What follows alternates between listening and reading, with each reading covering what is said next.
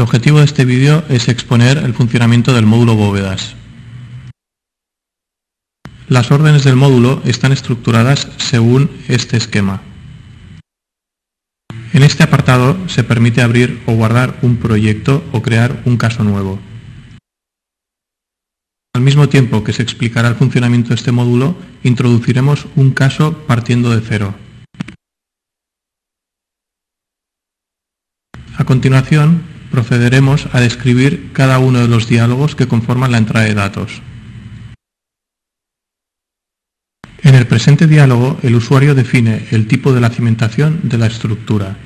Conviene tener presente que la estructura está dividida en las siguientes partes: la cimentación y el alzado. A su vez, el alzado está compuesto por el arco y por los zócalos izquierdo y derecho, pudiendo no existir. Para definir la cimentación, el usuario puede escoger entre las siguientes posibilidades: zapatas aisladas, losa de cimentación de canto constante, losa de cimentación de canto variable, zapatas con losa de cimentación,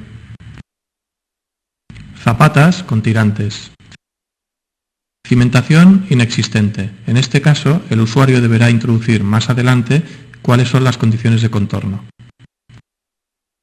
Finalmente, cimentación del tipo contrabóveda. Para todos los casos anteriores, el modelo de cálculo será siempre un modelo de barras en dos dimensiones. En función del tipo de cimentación escogida, el usuario deberá parametrizar las zapatas, la losa y/o los tirantes en caso de existir. Los parámetros están definidos en las figuras siguientes.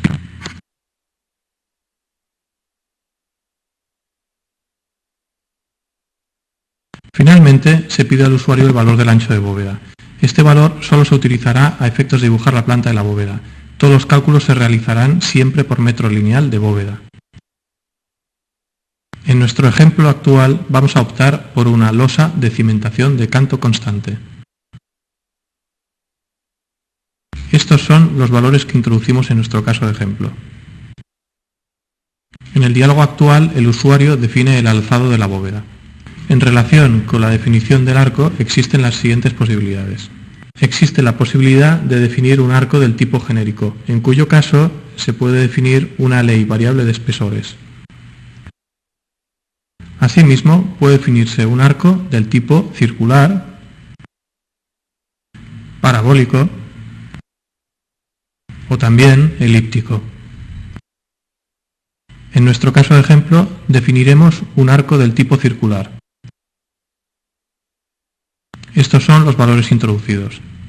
Una rótula es un punto del arco donde existe una relajación de esfuerzos de flexión, transmitiéndose solamente esfuerzos axiles y esfuerzos cortantes. Pueden definirse rótulas de tres tipos: enclave, intermedias o de zócalo.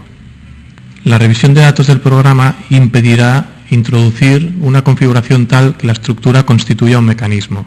En nuestro caso de ejemplo, introducimos esta configuración. Finalmente, los zócalos pueden definirse, en caso de existir, a través de los siguientes parámetros.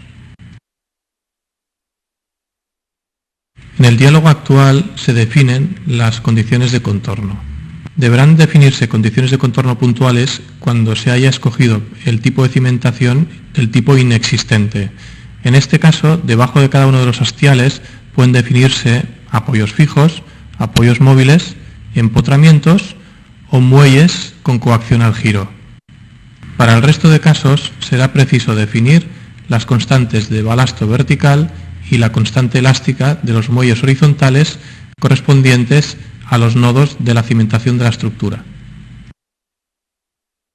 En este diálogo, el usuario define los materiales con los cuales se va a ejecutar la estructura, así como los valores de los recubrimientos mecánicos de las armaduras, tanto en el alzado como en cimentación. De acuerdo con el esquema, pueden considerarse hasta 3 capas de terreno. En nuestro ejemplo definiremos 2 capas. Para cada capa, el usuario debe introducir el valor del peso específico, del coeficiente de rozamiento interno, del coeficiente de Poisson, de la cohesión y solamente para el estrato inferior el valor del coeficiente de rozamiento hormigón-terreno. Finalmente, el usuario puede definir la cota del terreno a través de una serie de puntos, tantos como haga falta. En este diálogo se definen las acciones permanentes consideradas por el programa, que son las siguientes. Por un lado, hay que definir la densidad del hormigón, así como una serie de cargas permanentes repartidas de acuerdo con el esquema.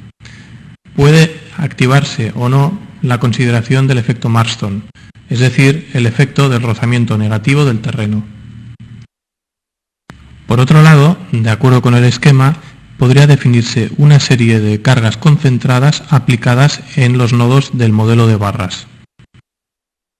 En relación con la definición de las acciones variables, las posibilidades son las siguientes. Para la consideración de la acción del tráfico puede definirse un carro constituido por una serie de cargas puntuales. En nuestro caso de ejemplo generaremos el carro de 60 toneladas de la instrucción. Asimismo, el usuario puede considerar las cargas variables repartidas de acuerdo con el esquema. Puede definirse también una serie de cargas variables concentradas aplicadas en los nodos del modelo de barras. Por otro lado, puede considerarse igualmente la acción de un rodillo compactador que interviene en cada fase constructiva. El rodillo compactador actúa, por tanto, sobre cada tongada que se dispone en cada fase constructiva. La definición del rodillo compactador es análoga a la definición del carro de cargas puntuales. Finalmente, puede considerarse la acción sísmica a través del valor de la aceleración de cálculo. En este diálogo puede modificarse el valor por defecto de los coeficientes de seguridad de las acciones, así como de los coeficientes de combinación. En el presente diálogo existe la posibilidad de configurar los siguientes aspectos correspondientes al cálculo. Por un lado, pueden modificarse estos valores que afectan a la densidad de nodos en el modelo de barras. Por otro lado, se puede configurar el tipo de empuje a considerar en el cálculo, el empuje al reposo, empuje activo o el más desfavorable de ambos. También hay un dato que es la altura de las tongadas, cuyo valor puede ser modificado por el usuario. Una vez hemos introducido todos los datos, procedemos a la ejecución del cálculo de esfuerzos.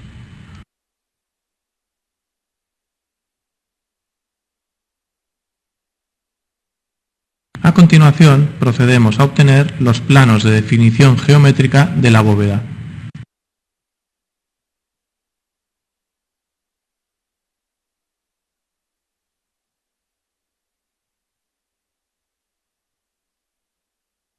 Dentro de este apartado pueden editarse los resultados correspondientes al cálculo. Visualicemos en primer lugar el aspecto del modelo de barras generado por el programa.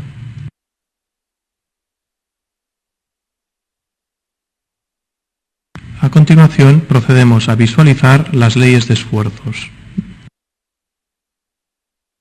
Procedemos a continuación a seleccionar la envolvente de esfuerzos que deseamos visualizar. De acuerdo con el diálogo de configuración actual, podemos seleccionar las envolventes de esfuerzos de una acción concreta o de una combinación de acciones. Seleccionamos, por ejemplo, la envolvente global en el tiempo correspondiente al estado límite último, situación persistente. Consultaremos los esfuerzos de flexión.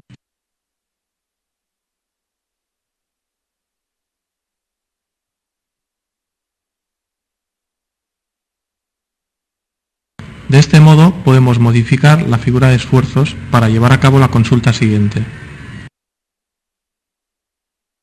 En esta ocasión visualizaremos los esfuerzos axiles.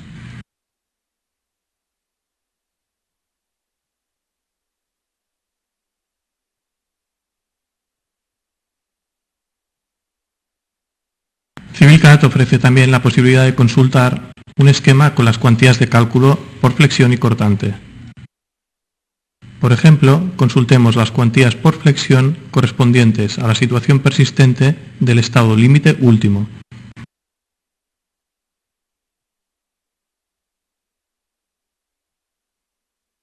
Finalmente, obtendremos la memoria del cálculo de la bóveda.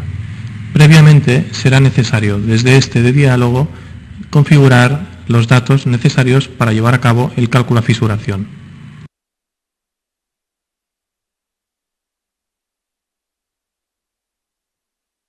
El índice al comienzo del listado detalla cuáles son los datos y resultados que son editados.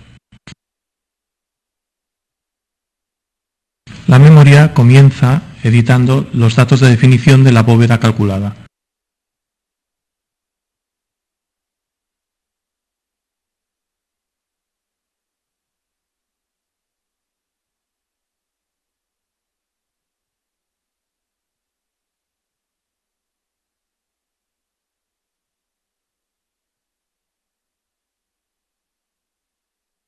A continuación se escriben los resultados del cálculo, empezando por los listados de esfuerzos. Seguidamente se listan los resultados correspondientes a las armaduras por flexión, tanto de cálculo como las armaduras dispuestas.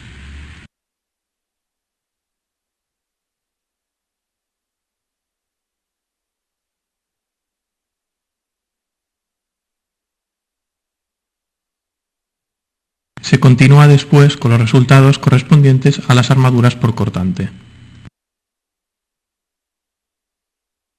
Todos los resultados se listan tanto en situación persistente como en situación accidental.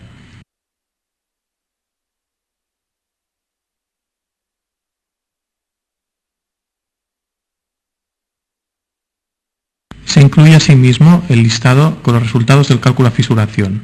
En este caso, los resultados finales son las armaduras que cumplen con la condición de abertura máxima admisible.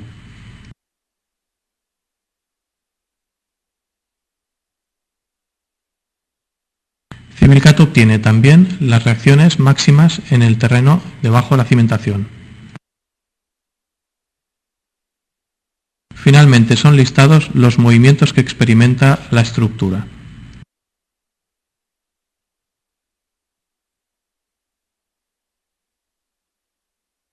Y de este modo concluye la explicación de este vídeo.